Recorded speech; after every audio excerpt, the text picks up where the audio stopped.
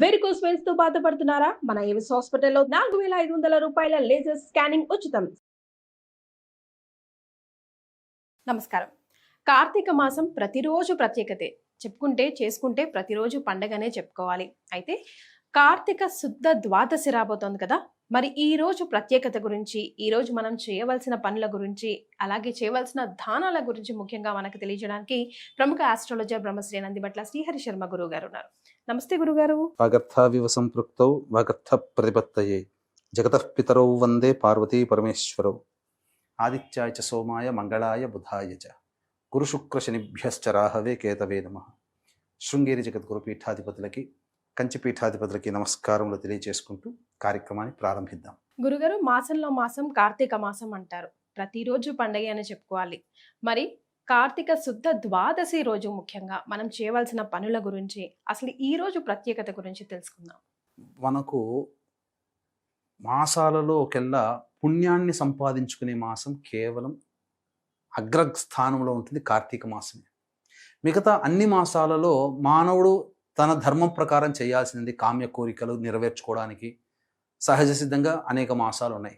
కానీ అనేక జన్మల నుంచి, సంచిత పురాకృత ప్రారంధ కర్మ దోషాల నుంచి తెలిసి తెలియక, జ్ఞానము అజ్ఞానముతో చాలామంది ఈ జన్మలలో కూడా వీక్షించేటువంటి సుమన్ టీవీ ప్రేక్షకుల్లో నాతో సహా అందరూ ఈ భూమి మీద పుట్టిన వాళ్ళు రహస్యంగా ఏదో ఒక తప్పుడు పని, పాప పని చేసి ఉంటారు, సందేహమే లేదు. ఇటువంటి ఎవరికీ చెప్పుకోలేనటువంటి, ఇప్పుడు ఉదాహరణకు ఉందమ్మా, ఒక గౌరవ స్థానంలో ఉన్న వ్యక్తి తన చిన్నతనంలో ఒక 100 రూపాయలు దొంగతనం చేశాడు.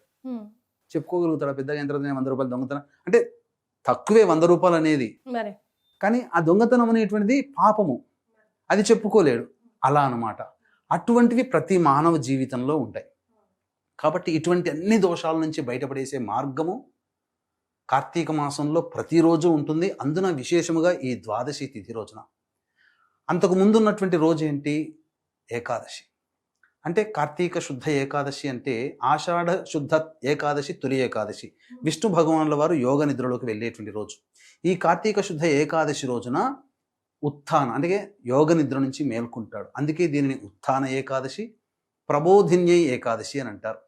ఈ రోజున నిద్ర మేల్కొన్నటువంటి విష్ణు భగవానుల వారు ఈ ద్వాదశి తిథి రోజున బ్రహ్మాది దేవతలతో సహా వైకుంఠం నుంచి బయటికి వెళ్ళి వస్తారు. ఈ రోజునే గొప్పదైనటువంటి తులసి దామోదర కళ్యాణం జరుగుతుంది. ప్రదోషకాల సమయంలో అంటే కృష్ణుడిని పెట్టి తులసికి కృష్ణుడికి వివాహం జరుపుతారు. పండరీపురంలో అత్యంత వైభవోపేతంగా విఠ్ఠల దేవస్థానంలో పండరీపురం చాలా బాగా జరుగుతుంది. పాండురంగ విఠ్ఠల సన్నిధానంలో. ఈ యొక్క ద్వాదశి తిథి నవంబర్ 2వ తారీఖు రోజున ఈ సంవత్సరం మనకు వచ్చింది. పైగా ద్వాదశి తిథి ఎవరికి? విష్ణు సంబంధమైనటువంటిది. పైగా ఆదిత్యుడికి సంబంధించి అంటే సూర్య భగవానికి సంబంధించింది. ఆ రోజు వారము కూడా ఆదివారం అయింది. ఇంత మంచి గొప్పదైనటువంటి పుణ్యతిథి కాబట్టి ఈ 2వ తారీఖు కార్తీక శుద్ధ ద్వాదశి, దీనినే క్షీరాబ్ది ద్వాదశి, చిలుకు ద్వాదశి అని అంటారు. కొన్ని గ్రంథాల ప్రకారము మనకు ఈ యొక్క క్షీరసాగర మథనం ప్రారంభించిన రోజు. అందుకే మదన ద్వాదశి, చిలుకు ద్వాదశి, చిలుకుతారు కదా, చిలుకు ద్వాదశి, క్షీరాబ్ది ద్వాదశి, క్షీరసాగర మథనం జరిగింది. అలా దీనికి ఆ పేర్లు అనేటువంటివి వచ్చాయి. కాబట్టి ఈ రోజున ఎంతో గొప్పదైనటువంటి మానవుడు తాను తరించడం కోసం, అంటే చెప్తుంటే నాకే గూస్ బంప్స్ వస్తున్నాయమ్మా. ప్రతి మానవుడు కూడా విధి విధానముగా తనకి చేతనైనంతగా చేయగలిగే దానం గురించి ఈ రోజు చెప్పబడ్డదనంటే అతిశక్తి కాదని చెప్పవచ్చు. సో మరి ఎలాంటి దానం చేయాలంటారు గురుగారు? ముందుగా అసలు ఉదయం లేచిన పెనుమట్టి మనం ఈ రోజు ఏం చేయాలి? తప్పకుండానమ్మా. వీక్షించేటువంటి సుమన్ టీవీ ప్రేక్షకులు కూడా ఎంతోమంది ఏకాదశి వ్రతాన్ని ఆచరించి ఉంటారు. ఇప్పుడు మనం చెప్పబోయే పరిహారం ఏకాదశి వ్రతాన్ని ఆచరించి తర్వాత ఈ వీడియో చూసిన వాళ్ళందరూ చేయవచ్చు. కొంతమందికి ఏకాదశి వ్రతం ఉండరు. అటువంటప్పుడు భోజనం చేసిన తర్వాత అయ్యో మనం వ్రతం నియమాన్ని పొంది ఉండి చేసుంటే ఇంకా బాగుండేది కదా అని చెప్పి ఆలోచించే వాళ్ళు ఉంటారు.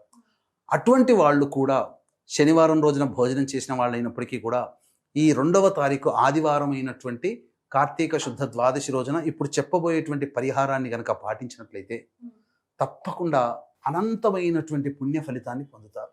బా. ఇప్పుడు మీకు చెప్పాలి అని అంటే కార్తీక మాసములో సోమవారం వ్రతము ఆచరించినట్లయితే అది 100 రెట్లు ఫలితం. అటువంటి కార్తీక సోమవారం కంటే కార్తీక మాసంలో సోమవారం చాలా గొప్పది. చాలా విశిష్టత.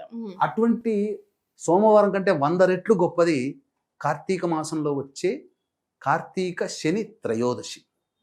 అటువంటి కార్తీక శని త్రయోదశి కంటే 1000 రెట్లు గొప్పది ఈ కార్తీక మాసంలో వచ్చేటువంటి ఏకాదశి గురువు. ఓకే. ఇటువంటి కార్తీక శుద్ధ ఏకాదశి కంటే 1,00,000 రెట్లు గొప్పది కార్తీక శుక్ల పాడ్యమి.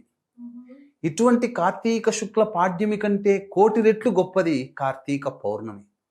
ఇంతటి కార్తీక పౌర్ణమి కంటే అనంతమైనటువంటి పుణ్య ఫలితాన్ని ఇచ్చేటువంటిది ఈ యొక్క కార్తీక శుద్ధ ద్వాదశి.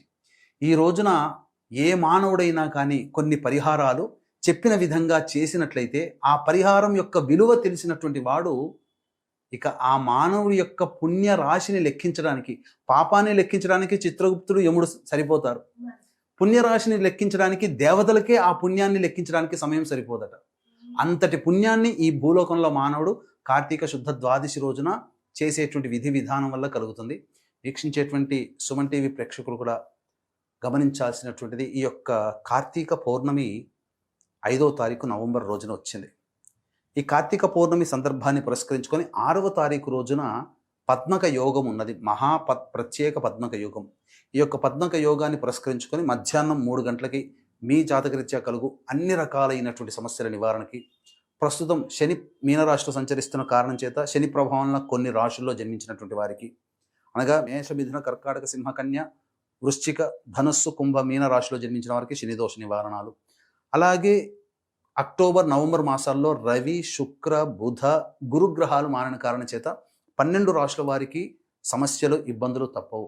ఇటువంటి వారి కోసం పద్మక యోగం ఉన్నటువంటి 6వ తారీఖు రోజున, నవంబర్ 6వ తారీఖు రోజున మహిమాన్విత కాశీక్షేత్రంలో సర్వదోష నివారణ పూజలు, హోమాలు అనేటువంటివి జరిపించి శక్తిపాతము చేసినటువంటి కరుంగలి మాల మీకు ఇవ్వడం జరుగుతుంది. మధ్యాహ్నం 3 గంటలకు ప్రారంభమవుతుంది కాబట్టి 6వ తారీఖు రోజున మధ్యాహ్నం 2 గంటల లోపల మీ గోత్రనామాలు నమోదు చేసుకోవచ్చు. స్క్రీన్పై కనిపిస్తున్నటువంటి నెంబర్కి సంప్రదించి పూర్తి వివరాలు తెలుసుకొని మీ గోత్రనామాలు నమోదు చేసుకోండి. ఇక మనం ఎటువంటి దానము చేయాలి? ప్రతి మానవుడు కూడా తనకు చేతనైనంతగా దానాది కార్యక్రమం చేయాలమ్మా. కార్తీక మాసంలో శుద్ధ ద్వాదశి రోజున విశేషం చెప్పబడ్డది. అంటే ఎంతటి పుణ్య ప్రభావం చెప్పబడి ఉన్నదంటే, ఒక్క బ్రాహ్మణుడికి అన్నదానం చేసిన, లేదా ఆ బ్రాహ్మణుడికి స్వయం పాక దానం చేసిన, గంగా నదీ తీరములో 1,00,00,000 మంది బ్రాహ్మణులకి అన్న సంతర్పణ చేసిన పుణ్య ఫలితము, 1,00,00,000 సూర్యగ్రహణాలలో దానము కార్యక్రమాలు చేస్తే ఎంత పుణ్యం వస్తుందో అంత పుణ్యము కేవలం ఒక్క బ్రాహ్మణునికి భోజనం ఏర్పాటు చేసినందువల్ల కలుగుతుంది. కాబట్టి సాటి బ్రాహ్మణనే కాదు, సాటి జీవులకి మీ చేతనైనంతగా ఒక 100 రూపాయలు ఉన్నాయనుకోండి, ఒక పార్లేజీ బిస్కెట్ ప్యాకెట్లో, బన్నులో ఏదో ఒకటి అనాథలకి పంచిపెట్టండి. అలాగే అన్నదానము, బ్రాహ్మణుడు వచ్చి ఇంటికి వచ్చి తినకపోతే బ్రాహ్మణుడికి స్వయం పాక దానము దక్షిణతో సహా ఇస్తే మంచిది. స్వయం పాకంలో ముఖ్యంగా ఏం ఉండాలి, ఏం ఉండకూడదో చెప్పరా నాకు? అంటే ఈ యొక్క స్వయం పాకములో కార్తీక మాసములో ప్రధానంగా అంటే గడ్డ కూరలు నిషేధం. ఆలుగడ్డలు, కందగడ్డలు ఇవి ఏవి ఉండకుండా కాయగూరలు అనేటువంటివి ఏర్పాటు చేసి, అలాగే ఇంట్లో సంబంధించినటువంటి పప్పులు, కొన్ని ధాన్యాలు, నువ్వులు, నూనె, ఇలా గుమ్మడికాయ ఇలాంటివి మనం బెల్లము, ఉప్పు, కారము ఇలా ఇవి దానం చేయవచ్చు. భూమిలో అంటే భూమిలోంచి వచ్చే గడ్డ కూరలు ఉంటాయి చూడము, ఆలుగడ్డలు, చిలకడ దుంపలు ఇలాంటివి, ఇవి ఏవి కూడాను ఇవ్వకూడదు. చామదుంప, ఇవన్నీ ముల్లంగి ఇట్లాంటివి ఇవ్వకూడదు. ఈ విధంగా కనుక మానవుడు కనుక దానం చేసినట్లయితే ఎంతో పుణ్యం అమ్మ. ఈ పుణ్యాన్ని లెక్కించడానికి దేవతలకి కూడా అలవి కాదట. కాబట్టి ఎంతోమంది ఈ వీడియో చూడగానే అనుకుంటారు చేద్దామని, కానీ ఆ సమయానికి ఆ రోజుకి గుర్తుకొచ్చి చెయ్యాలి కదా. కానీ ఎంతమంది అవుతారు? అంతేకాకుండా ఈ వీడియో చూసినటువంటి వాళ్ళందరూ కూడా మీ బంధువులకి, స్నేహితులకి, హితులకి అందరికీ చేరవేయండి. ఒక 100 మందికి చేరవేశారనుకోండి, అందులో 10 మంది ఆచరిస్తే ఆ 10 మంది ఆచరించిన పుణ్యంలో మీకు చెప్పినందుకు మీకు కొంత భాగం వస్తుంది. కాబట్టి వీక్షించేటువంటి సుమన్ టీవీ ప్రేక్షకులకు ఇంత అద్భుతమైనటువంటి విషయాన్ని కార్తీక శుద్ధ ద్వాదశి రోజున ఏం చెప్పబడిందంటే, దూడతో ఉన్నటువంటి ఆవుని దానం చేయమన్నది. దానము చేస్తే ఆ ఆవు రోమములో ఎన్ని వెంట్రుకలు ఉంటాయో అన్ని వెంట్రుకలకు స్వర్గంలో నిలిచే అర్హత మనకు లభిస్తుంది. అందుకనే వెండితో కానీ లేదా మట్టితో చేసిన ఆవుతో కూడుకున్నటువంటి దూడని, ప్రతిమని, ఇత్తడితోనైనా ఉన్నటువంటి ప్రతిమని, ప్లాస్టర్ ఆఫ్ ప్యారిస్ కాకుండా దానం చేయండి బ్రాహ్మణుడికి లేదా దేవాలయానికి దానం చేయండి. ప్రత్యక్షంగా పెయ్యతో కూడుకున్నటువంటి గోవుని దానం చేయవచ్చు.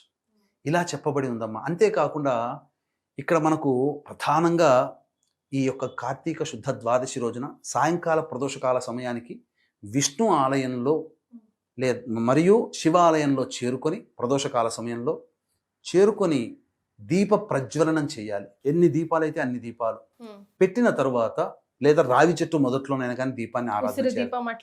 ఉసిరి దీపం. ఉసిరి దీపం అంటే చాలా మంది ఉసిరిని తవ్వుతా, మన ఏమంటారు, చెక్కు తీస్తారు. గింజ తీయ, ఓన్లీ బొడ్డు వత్తి పువ్వు వత్తి అంటారు కదా, అది పెట్టి వెలిగించి ఉసిరిక దీప దానము చేయవచ్చు. ఉసిరికల్ని దానం చేయవచ్చు. సాలగ్రామాన్ని దానం చేయాలి.